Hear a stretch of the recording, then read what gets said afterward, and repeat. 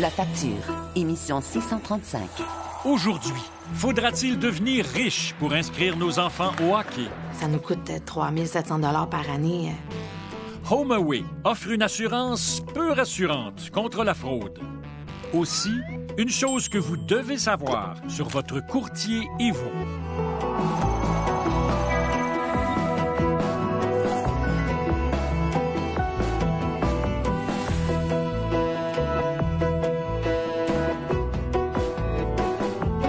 Bonsoir. Bienvenue à La Facture sur le site de Montréal en Lumière. Quand une jeune famille cherche où s'établir, elle va regarder l'environnement, les écoles, les taxes. Mais la question qu'on ne se pose jamais, c'est est-ce que le maire de ma municipalité s'entend bien avec ses collègues des municipalités voisines? C'est une question importante, vitale même, si vous voulez que vos enfants fassent autre chose que regarder la télévision.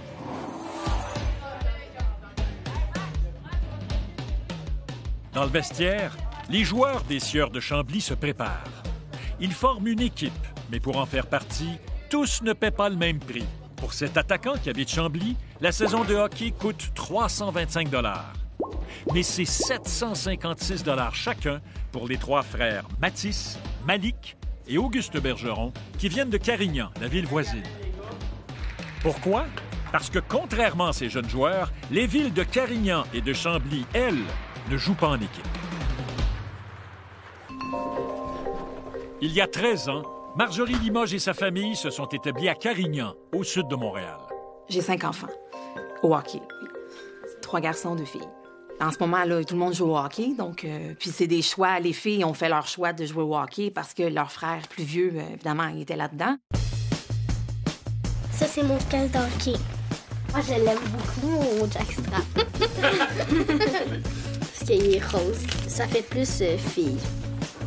Et à Carignan, il n'y a pas d'aréna où Hortense, Zira et ses frères peuvent jouer. On va à Chambly pour tout, l'école secondaire, l'épicerie, la pharmacie, l'essence, tout est là. C'est normal qu'on aille là, tellement c'est proche. Donc, l'aréna la plus proche, c'est à Chambly. Croisez ici à faire les passes pour rentrer à 2 contre 1. Environ 160 hockeyeurs de Carignan jouent donc à Chambly. Cela représente un coût pour Chambly qui envoie une facture à Carignan qui, elle, refile la moitié de cette facture aux parents des joueurs selon la formule de l'utilisateur-payeur. Sauf que cette année, la facture était très salée, près de 700 $ par enfant. 3 500 $ pour les 5. Donc, les parents des joueurs absorbent le 50 % du montant de l'entente. Pour des familles, c'est énorme. Pourquoi la facture est-elle si élevée pour jouer au hockey?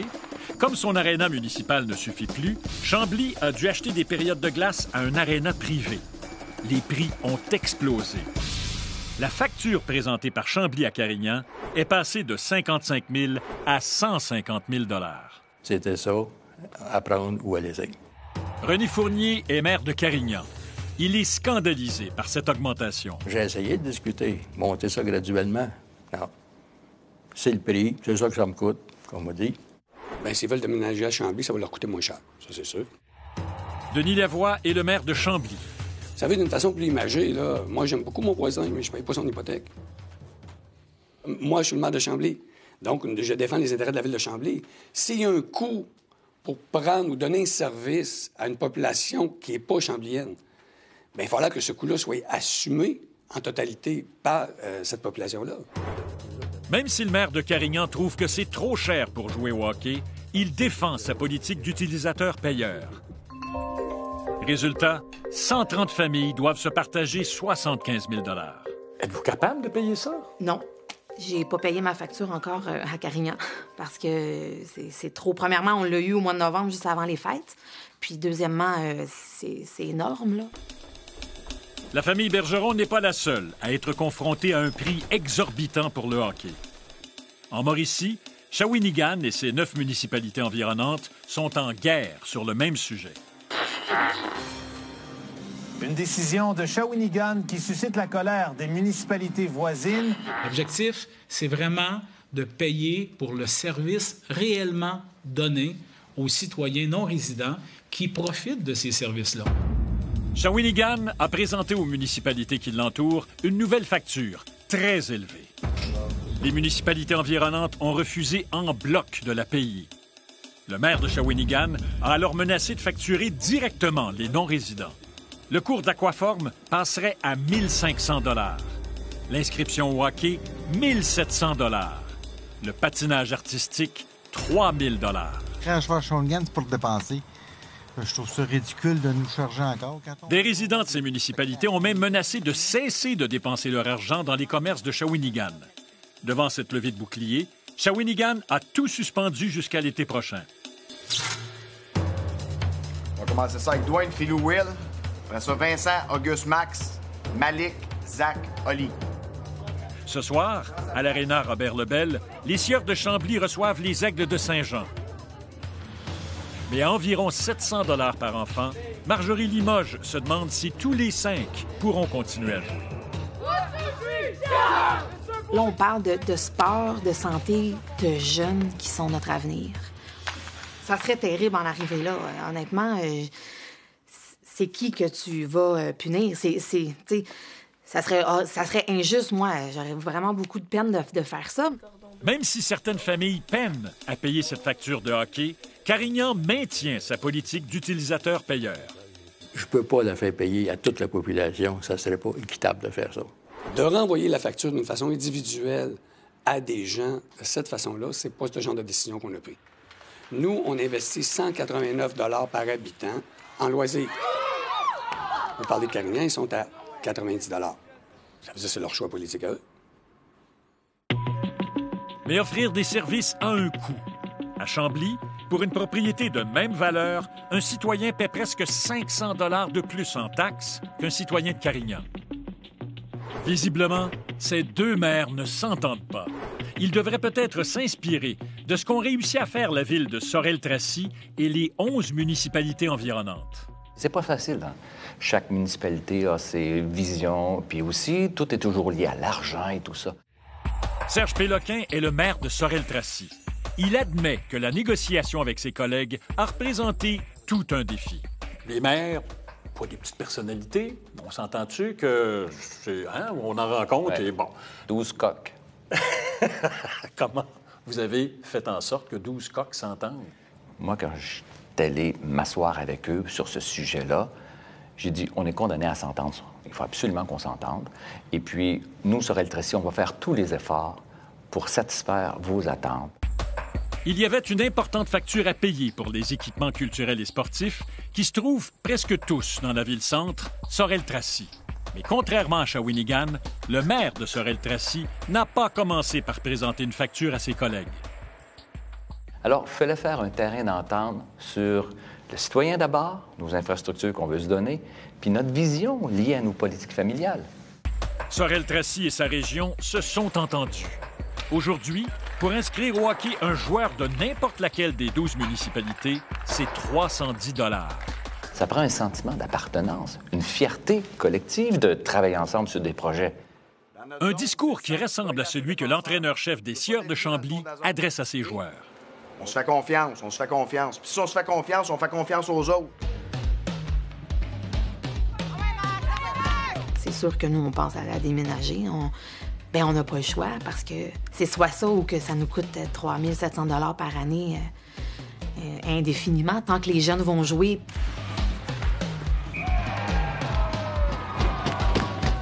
Une maison, c'est une maison, hein? On va retrouver quelque chose qu'on aime. Les familles ne jouent pas tous au hockey, puis c'est correct. Mais peu importe l'activité, le sport que veulent faire les enfants, il faut savoir si c'est disponible de façon abordable. Les Sieurs ont gagné.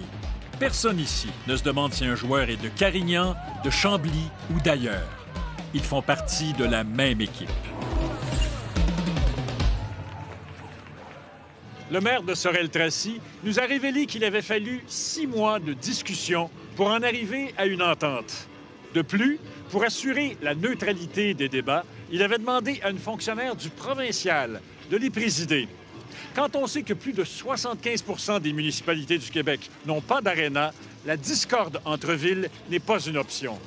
Après la pause, peut-on se fier aux assurances offertes par le site HomeAway? Moi, je vous ai fait confiance, puis je me suis vraiment fiée sur la garantie. Vous avez rien fait avec ça. Dans le fond, vous avez juste récolté les sous puis espéré, tu sais, qu'il se passe jamais rien, dans le fond.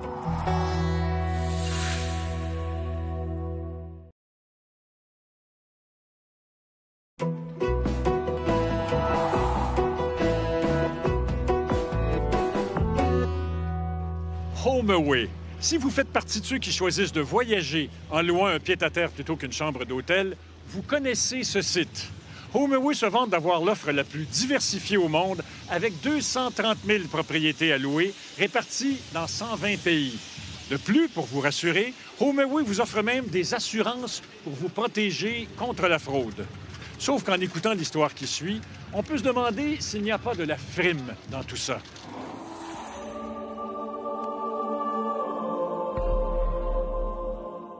Université de Manchester, Angleterre.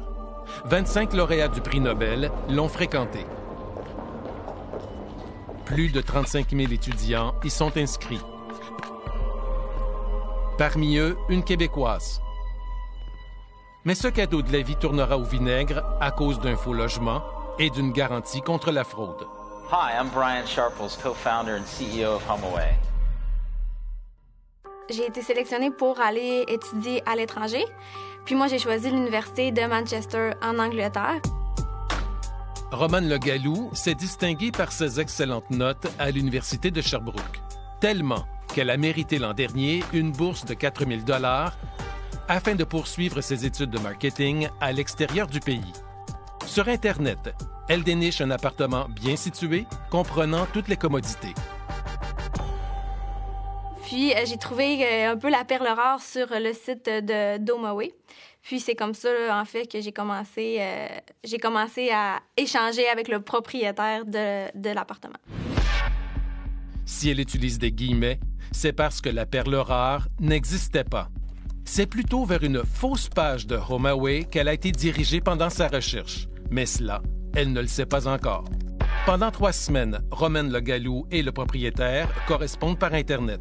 Ils s'entendent sur un prix, 3 572 $, des dollars américains. Dans le fond, ma bourse passait en totalité dans mon hébergement, ça c'est évident.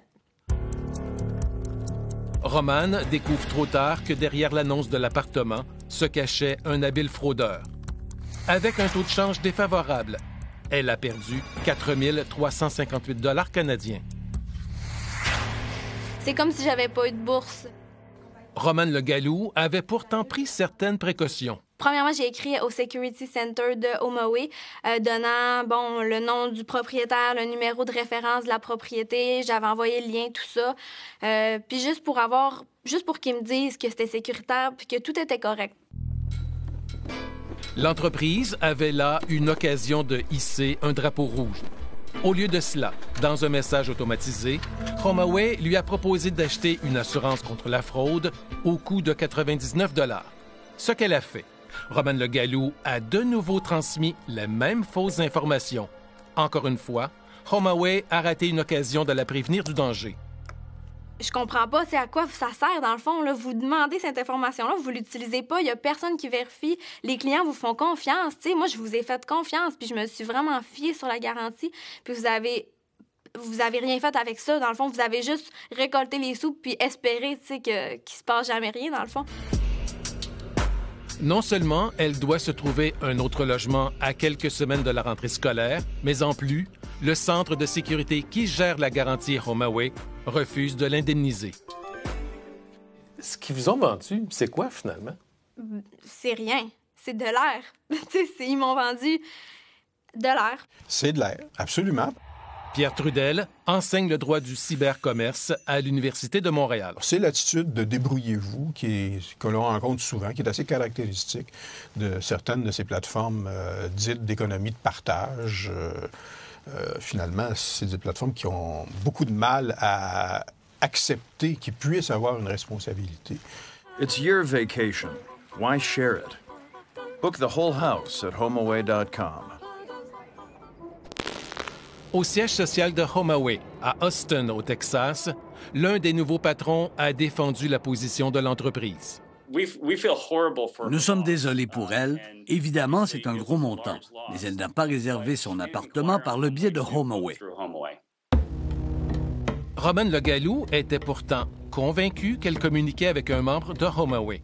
Le fraudeur a même osé lui envoyer un lien vers l'authentique service de protection contre la fraude de HomeAway, comme s'il se doutait que la compagnie n'effectuerait aucune vérification. Parce que s'il vérifiait, ça aurait jamais fonctionné.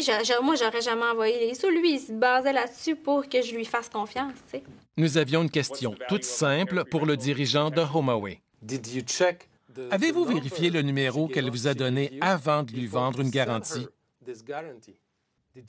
Cette question, nous l'avons répétée 3 fois sans obtenir de réponse.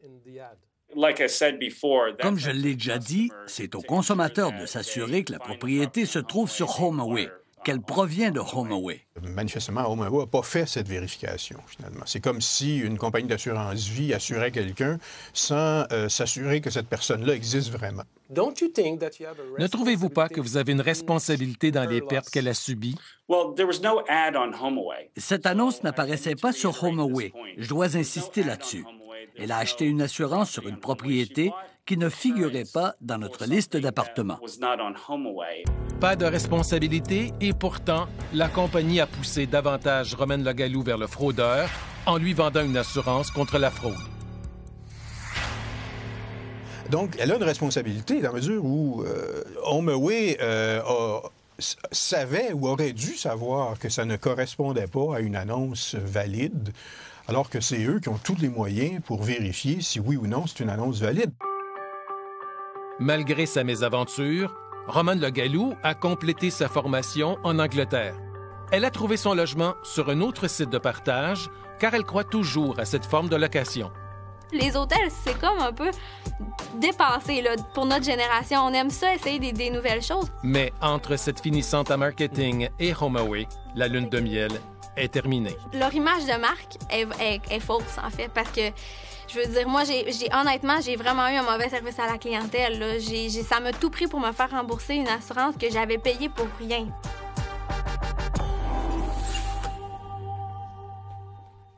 HomeAway, ce n'est pas une binerie, loin de là. En incluant les autres sites qu'elle chapeaute, Abritel et Vacation Rental, par exemple, HomeAway a généré l'an dernier 450 millions de dollars de revenus. Et toujours l'an dernier, HomeAway a été vendu à Expedia pour la somme de 4 milliards de dollars. Une entreprise qui, à l'évidence, a les moyens de faire les vérifications de sécurité demandées par sa clientèle.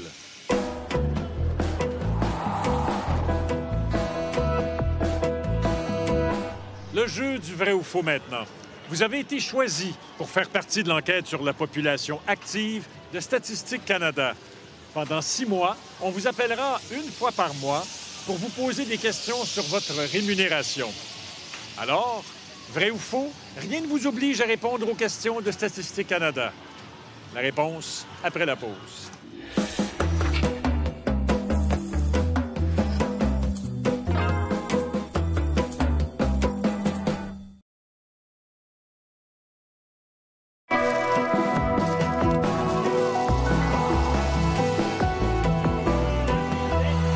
Regardez la facture. Vrai ou faux, rien ne vous oblige à répondre aux questions de Statistique Canada. Faux. Répondre à cette enquête est obligatoire, tout comme au recensement et à l'enquête nationale sur la santé. En cas de refus, vous vous exposez à une poursuite au criminel et à une amende. Pour nous joindre, composez le 514-790-2636 ou le 1-800-790-2636. Vous voulez vendre votre maison, mais vous ne voulez pas des problèmes qui accompagnent ce genre de transaction. Vous faites donc affaire avec un courtier, parce que, comme on le dit dans l'annonce, lui, il aime ça. Mais le courtier qui met temps et argent là-dedans doit être protégé. C'est pour ça que vous signez un contrat avec lui.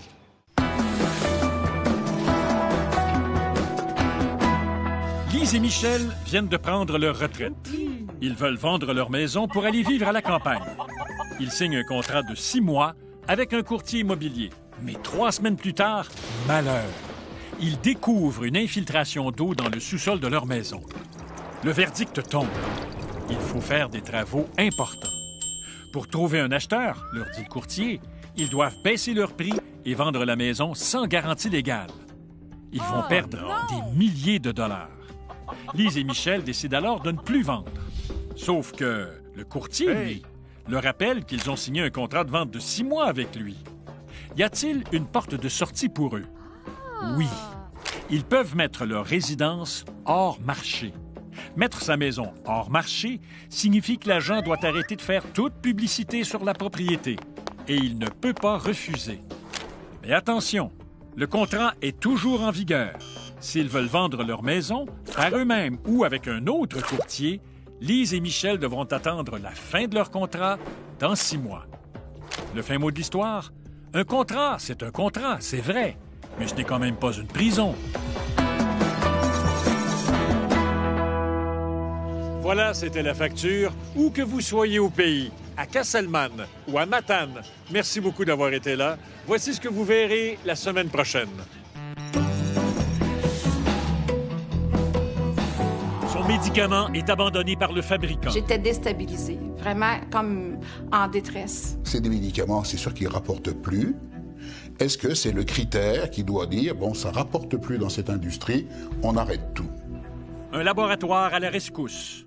J'ai envoyé un courriel de détresse comme une bouteille à la mer.